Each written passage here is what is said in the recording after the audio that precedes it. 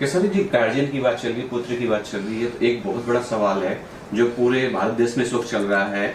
बहुत बड़े स्टार के लड़के पकड़े गए हैं, गिरफ्तार हैं, इस वक्त जेल में हैं ड्रग्स को लेके।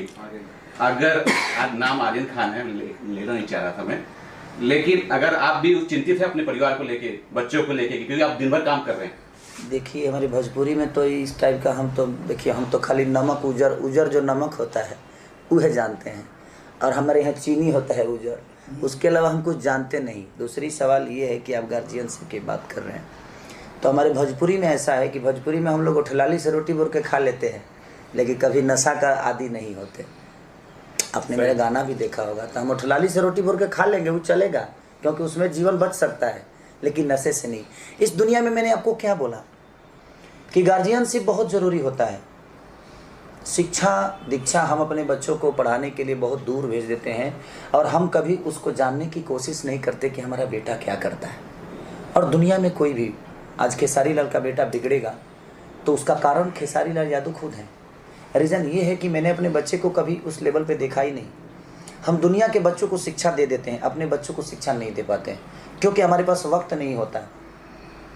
हमारे पास वक्त नहीं होता है, हम लगातार शूटिंग करते हैं, लगातार हमारे बच्चे हमसे इतने कनेक्ट होते ही नहीं। अब जिनके बच्चे हैं वही इस बात को समझेंगे, जिनके बच्चे नहीं हैं उनको तो नहीं बता सकता मैं।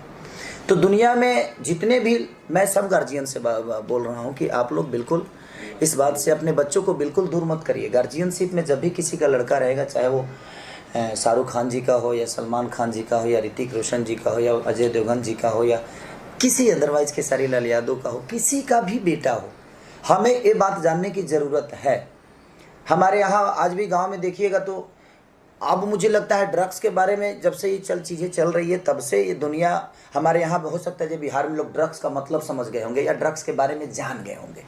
अदरवाइज मुझे नहीं लगता कि बिहार में कई ऐसे जगह है जहाँ पे ड्रग्स का मतलब कोई जानता ही नहीं कि होता क्या है। हम भी नहीं जान पाते थे, क्योंकि हमने कभी ड्रग्स देखा ही नहीं कि ड्रग्स होता क्या है। तो हमारा मानना यहाँ है कि देखिए, भोजपुरी में तो मुझे लगता है कि हाँ, अल्कोहल तक ठीक रहता है, अल्कोहल तक लोग लेते हैं, हाँ, कोई ना कोई अल्कोहल तक चल जाता है भाई। लेकिन मुझे नहीं लगता है कि ड्रग्स के आदी हमारे भोजपुरी में अभी तक तो कोई नहीं दिखा मुझे कि हाँ ड्रग्स के आदी हैं। और किसी भी दुनिया में अगर हम आइकॉन हैं तो हमारा दायित्व बनता है कि हम अपने घर के बच्चों को भी वो शिक्षा दें जो दुनिया के बच्चों को देते हैं।